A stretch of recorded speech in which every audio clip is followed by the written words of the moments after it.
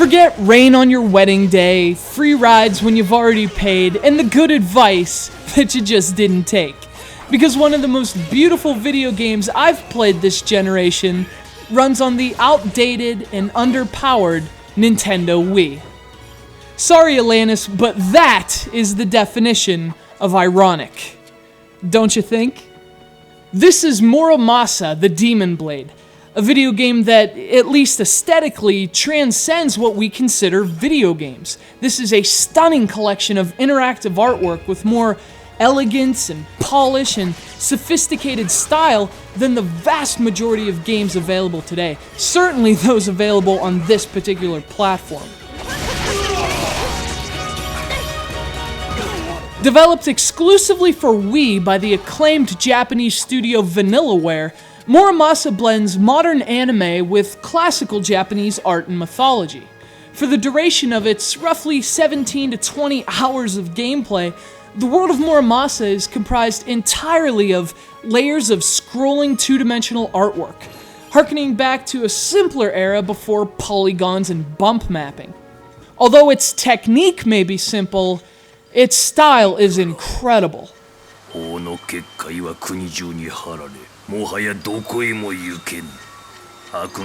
Vibrant colors seem to burst from every pixel of the screen as you traverse the game's snowy mountaintops, its amber wheat fields rippling in the wind, its thick bamboo forests blanketed with fog, and throughout its abundance of locations, Muramasa continuously presents new environments brought to life by fantastic animation and meticulous detail, and each one of them seems more hypnotic than the last. And you know, it's not just the backgrounds either.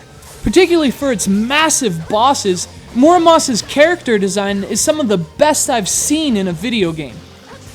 Like, ever.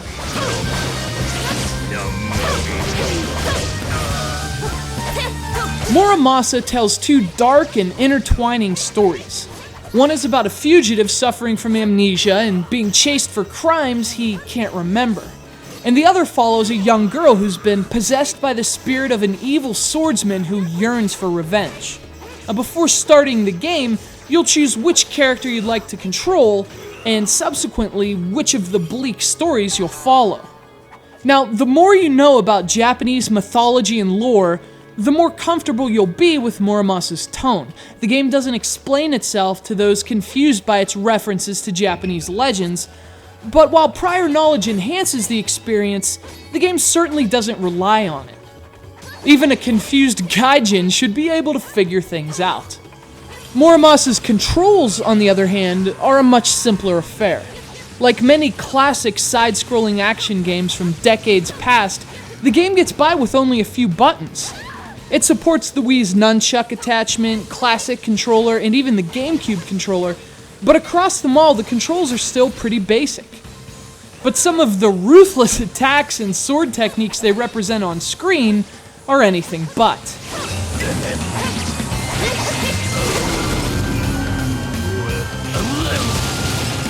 You see, what depth Muramasa lacks in control is compensated for by the combat. The swordplay is fast-paced and presented as beautifully as the game's artwork. From stringing slashes together to juggling your enemies and performing magical attacks, the gameplay is frantic, fun, and often rhythmic, like poetry at the end of a glistening katana. But is this stunning mixture of art, poetry, and gaming for you? Well, if you're a fan of old-school beat-em-ups, Muramasa's modern approach to the genre will probably appeal to you instantly. The game also implements plenty of light RPG elements, which deepen the experience a bit. And of course, the game's stunning visual elements create a world that's almost impossible not to be entranced by. It's one of the best 2D games of its generation, it's one of the best games on the Wii, and for any self-described hardcore gamer, it's an absolute must-play. It's Muramasa, the Demon Blade.